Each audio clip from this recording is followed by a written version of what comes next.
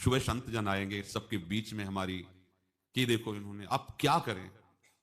गए और संगम में जाके छलांग लगाई, अपने प्राण त्याग दिए। अब उनके तो पास मोहरे थी और व्यापार बढ़ा, और 9-10 महीने बाद ही लड़का हुआ। अब तो उनको कि संत फलीभूत हो गया, देखो व्यापार चल रहा, लड़का नहीं होता था, लड़का भी हो गया, बड़ा आनंद छा रहा है। जब से वो प्रकट हुए और धन की वृद्धि शुरू हो गई, पढ़ाई लिखाई में उनके खर्चा हुआ सब, बस बीमारी शुरू हो गई उनके शरीर में, अब उसमें पैसा जाना शुरू हुआ। इतने आसक्त वो दोनों हो गए कि कुछ भी हो, व्यापार ठप, संपत्ति बेचना शुरू। तो उन्होंने कहा कि बेटा मैं क्या कर सकता हूं तुम्हारे लिए। बोले हमारी अंतिम इच्छा है, प्रयाग चलो और जितने प्रयाग में संत महात्मा सबको एक बार भंडारा करवाओ, हमारी इच्छा अंतिम है, क्योंकि अंतिम यही इच्छा थी।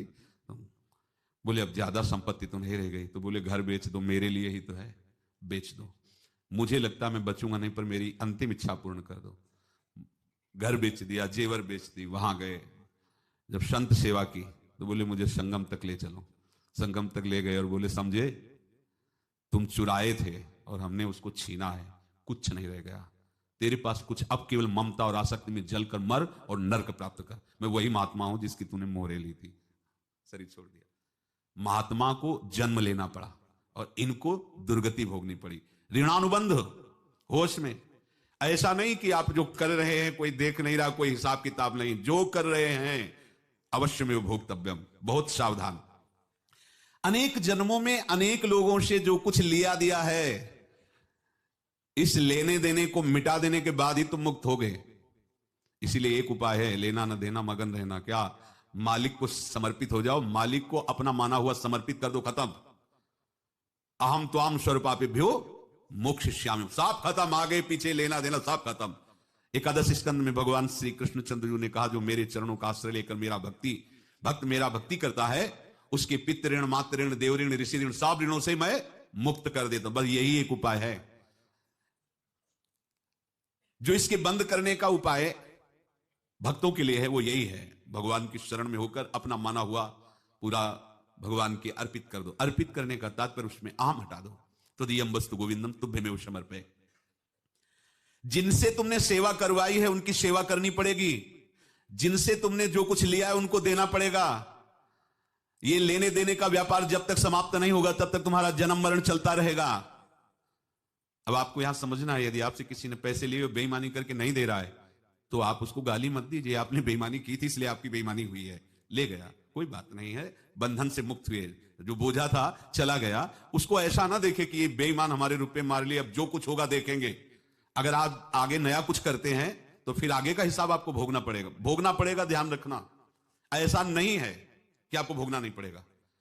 एक ही उपाय है कि अब जो शरीर धारण किए इसी में जो भोग ले, आगे ना होना चाहिए। तो क्या करे?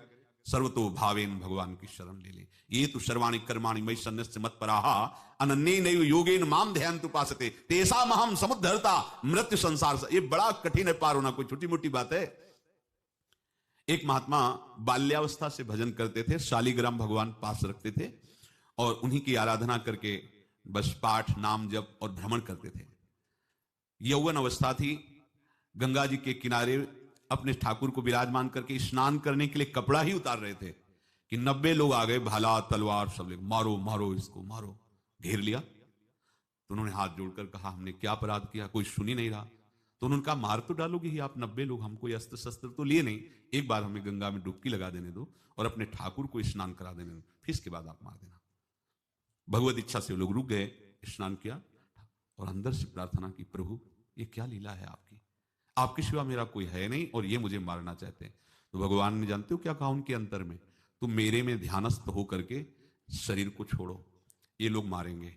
ये मेरे भजन का फल है कि तुम्हें 90 जन्म नहीं लेना पड़ेगा, एक ही जन्म में 90 मिलके, तुमने 90 हिंसा की थी पूर्व में, तो तुम्हें 90 बार जन्म लेना होता और एक एक करके मारते। ये मेरे भजन का प्रताप है कि एक बार में ही 90 का हिसाब हो जाएगा।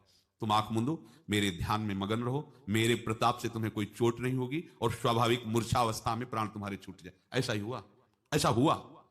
तो ये बात समझ लो कि ये जो कर्मानुबंध है, ऋणानुबंध है। आप देखो, अगर शाप महात्माओं ने दिया कि तुम्हारे वंश का इससे विनाश होगा, तो भगवान भी परम धाम जा रहे तो उसी कील से, बाण की नोक में जो मछली लील गई थी, छोटा कण, उसी से की नोक बनाई और उसी नोक को प्रहार किया भगवान के श्री चरण में, वही बाण की नोक लगी और भगवान ने स्वीकार किया ना। भगवान का बड़ा लीला विचित्र है। अगर छुप करके उधर रामावतार में बात, तो इधर ऐसे स्वीकार किया भगवान ने। ऐसा कहीं नहीं दिखाया कि मैं भगवान हूं तो मैं अपने लिए, ऐसा नहीं दिखाया। नारद जी का हित किया, पर नारद जी ने श्राप दिया तो भगवान ने स्वीकार किया। बंदरों ने ही सहायता की, जैसा बोले थे वैसा। ये लीला इस शरीर में भोगनी पड़ेगी। हाँ, ज्यादा को कम में भुगता देंगे, पर अब अगला शरीर ना मिले, इसके लिए सर्वतोभावेन भगवान के आश्रित हो जाए।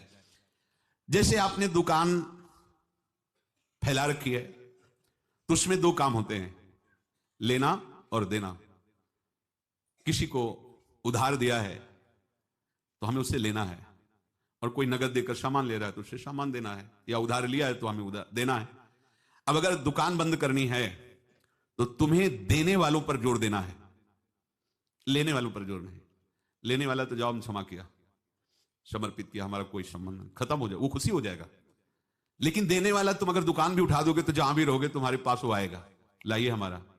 तो देने पर नजर रखिए, जिसका जिसका हिसाब है वो आपके सामने आता जाए, हटाते जाओ। लेने पर नजर मत रखिए और दुकान फौरन उठा दीजिए, नहीं अगर लेते देते रहे तो चलता रहेगा। आगे चलकर कुछ लेना ना देना, मगन रहना बस अपने प्रभु के चिंतन में।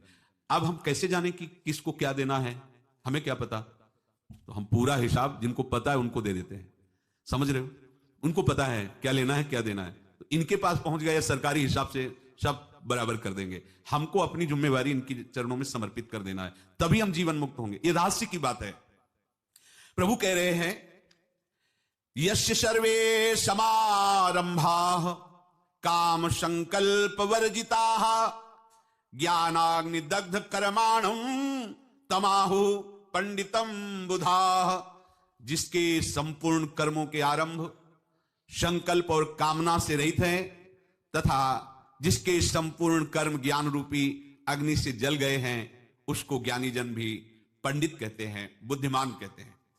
पूज्य श्री भाई जी महाराज कह रहे हैं, जैसे वहां ज्ञानाग्नि से दग्न कह रहे हैं, तो अपने वृंदावन वासियों का प्रेमाग्नि से सब कर्म संस्कार दग्न होते हैं। जिस समय आपके हृदय में भगवत प्रेम का प्रादुर्भाव होगा तो लेश मात्र कभी तुम्हें दुख नहीं भोगना पड़ेगा। प्रेम का प्रादुर्भाव होते ही दुख का नाश हो जाता है, महासुख। जब प्रेम का प्रादुर्भाव होगा तो समस्त पाप भस्म हो जाते हैं, अशांति नष्ट हो जाती है, संसार ज्वाला स्पर्श भी नहीं कर सकती है। जब भगवत प्रेम का प्रादुर्भाव होता है तो हो सकता है उस उपासक के जीवन में दुखों का पहाड़ टूट पड़े, परिवार खिलाफ, शरीर रोगी, अव्यवस्था, बहुत बहुत कुछ, सब कुछ। कह रहे हैं इतना सब होने पर भी उसके हृदय में कोई भी दुख नहीं होता। ऐसा सामर्थ्यशाली भगवत प्रेम है। भगवान के चरणारविंद का जिसके हृदय में प्रेम है, भारी से भारी दुख भी उनको विचलित नहीं कर सकता। पत्नी का जो एक धर्म है,